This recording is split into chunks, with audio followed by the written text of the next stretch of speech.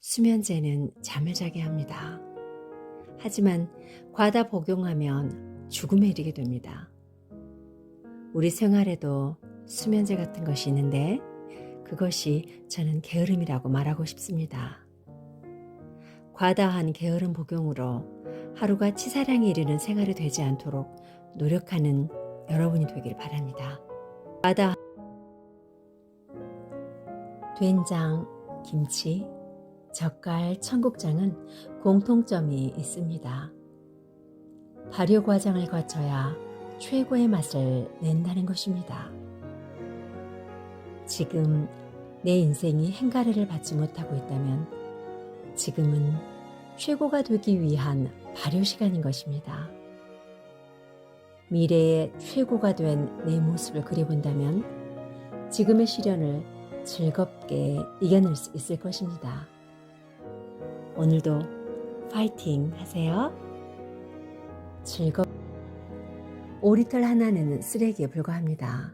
그러나 모이고 모이면 한겨울 추위를 이겨내는 오리털 점퍼가 되고 편안하게 잠들게 하는 오리털 베개가 됩니다. 하나는 힘이 없습니다. 하지만 하나하나가 모이면 힘이 셉니다.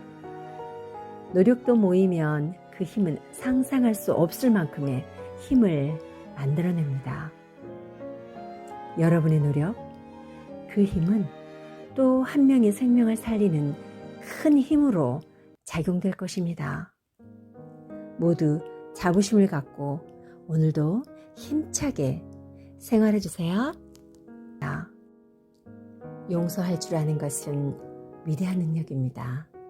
하지만 용서한 사실을 잊어버리는 것은 더더욱 위대한 능력이라고 합니다. 나를 힘들게 했던 사람, 미움을 준 사람, 배신감을 느끼게 한 사람, 나의 자존심을 깔아뭉갠 사람들, 내게 상처를 주었던 사람들을 용서하십시오. 그리고 잊어버리십시오. 당신은 위대한 능력을 가진 사람이기 때문입니다. 위대한 능력을 발휘하는 멋진 인생을 만드시는 여러분이기를 바랍니다. 우리의 가슴 속에는 공장이 들어서 있습니다. 이 공장에서는 행복이라는 물건을 만들어냅니다.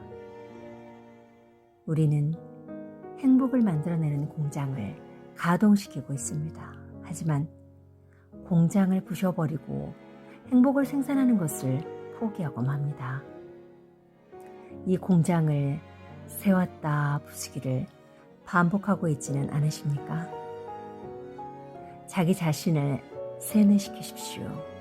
공장을 끊임없이 가동시켜야 한다고.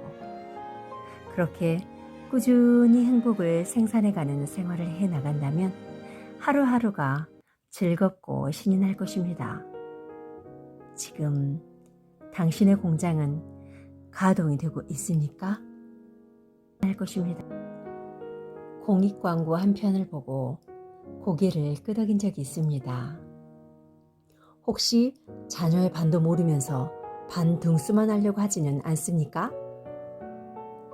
우리는 인생에서 가장 중요한 것을 이기는 것, 남보다 앞서 나가는 것이라 생각합니다. 하지만 정말 중요한 것은 내가 몇 등이냐가 아니라 내가 무엇을 하고 있느냐입니다. 무엇을 향해 나아가고 있느냐입니다.